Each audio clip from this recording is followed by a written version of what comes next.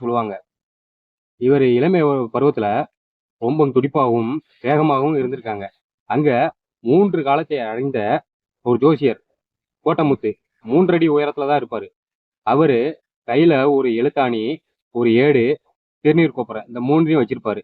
சாமி இளவட்ட வயசுல அங்க வரும்போது, பேராண்டி இது உனக்கு தான் அப்படின்ட்டு சொல்லுவாராம். சாமி சிரிச்சுக்கிட்டே உங்களுக்கு போங்க தாத்தா உங்களுக்கு வேலை இல்லை அப்படின்னு சொல்லிட்டு ஓடிடுவாப்ல. அந்த கோட்டமுத்து ஜோசியர் முன்னாடியே அறிஞ்சிருக்காரு. இவரு பெரிய யானையாகவும் மகானாகவும் மாறக்கூடியவர் என்று முன்னாடியே அறிஞ்சதுனாலதான் அவர்கிட்ட இப்படி சொல்லியிருக்காப்ல. ஆரம்ப காலத்துல சாமியப்பா விவசாயம் பார்த்திருக்காங்க. இந்த நிலைய அவர் அடையும் போது அவருக்கு வயது 33. இந்த நிலைய அடைந்த உடனே அந்த அம்மா அவங்க மனைவியை விட்டு நீ எனக்கு தாய் அல்லவா என்று சொல்லி அவங்கள விட்டு விலகுறாங்க. அப்ப அந்த அம்மாவுக்கு சாமிக்கும் மொத்தம் 5 பிள்ளைங்க, எல்லாம் குட்டி குட்டி பிள்ளைங்க, சின்ன பிள்ளைங்க, 2 ஆண் குழந்தைகள், 3 பெண் குழந்தைகள். சாமி இளர் வாழ்க்கையில் இருக்கும்போது பல்வேறு இடையூறுகள், பல்வேறு சிக்கல்களை அனுபவிச்சிருக்காரு. அதனாலதான் அந்த அம்மா விட்டு விலகுறாங்க. அந்த அம்மாட்ட நீ என் தாய் அல்லவா என்று சொல்லி விலகுறாங்க. இந்த அம்மாவும் நீ இந்த நிலையே இருந்துக்கோப்பா, இந்த நிலையை விட்டு மாறாத, துறவு நிலையே இருந்துக்கோ அப்படின்னு சொல்லி அதை ஏற்றுக்கிட்டு சாமிக்கு ஒரு காவி வேஷ்டி, துளசி மாலை ஏன்னா கொடுத்து அவங்களும் சாமியை விட்டு விலகுறாங்க. அந்த அம்மா நீங்க இந்த நிலையில மாறாமையே இருந்துக்கோங்க, நான் பிள்ளைகள் எல்லாத்தையும் வளர்த்து ஆளாக்கிக்கிட்டேன் அப்படின்னு சொல்லி அந்த அம்மாவும் விளைகிறாங்க. சாமியும் இந்த அம்மாவை நீ என் தாய் அல்லவா என்று கூறியும் விளைகிறாங்க.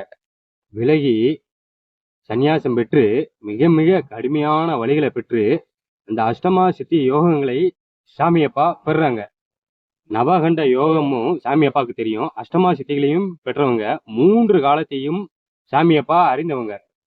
தன்னை நாடி வந்த இல்லாதோர் எளியோர் ஆட்டக்கானம் மாட்டக்கானம் என்று ஆரம்பிச்சு ஆளை காண்ற வரைக்கும் சாமிகிட்ட முறையிடுவாங்க. பண்டாரம்பட்டி சாமியார்னா தெரியாத ஆத்மாக்களே கிடையாது.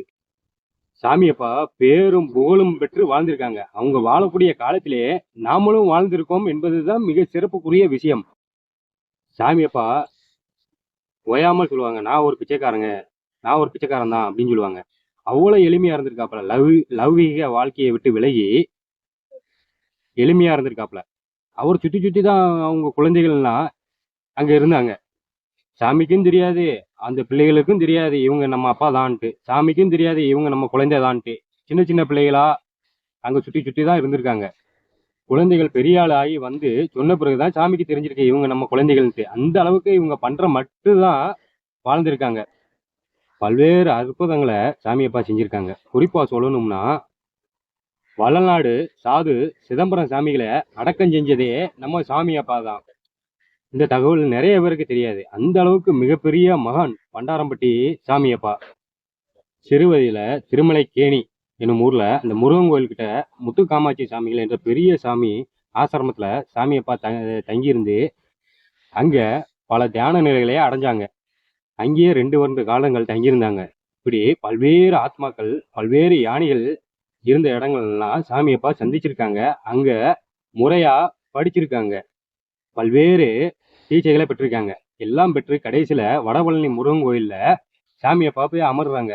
அங்க உள்ள பெரிய பெரிய குருமார்கள்னா சாமியப்பாவை அழைத்து, அதாவது காவியை துறந்து வெள்ளாடை அணிந்துக்கோ அப்படிங்கிறாங்க. போக வடபழனி முருகன் கோயில்ல சாமியப்பாவுக்கு ஒரு மொட்டையை போட்டு கையில திருநீர் கொப்பரை இதெல்லாம் கொடுத்துட்டு வெள்ளுடையை அணிந்து இங்கே உன்னை நாடி வரும் மக்களுக்கு பிணி நோய் நொடிகள் கஷ்டங்கள் எல்லாத்தையும் நீக்கி அருள் புரிய வேண்டும் என்று பெரிய குருமார்கள்லாம் சொல்லி விடைபெறாங்க. பெரிய குருமார்களின் 1700 தூத்துக்குடி பண்டாரம்பட்டியில இருக்கும் சிவஞான சித்தரை பத்தி மற்ற தகவல்களை அடுத்த பதிவுல காணுவோம். இந்த தகவல் உங்களுக்கு பிடித்திருந்ததா லைக் பண்ணுங்க, கமெண்ட் பண்ணுங்க, ஷேர் பண்ணுங்க, சப்ஸ்கிரைப் பண்ணுங்க. நன்றி, வணக்கம். நான் உங்கள் கலைச்செல்வம்.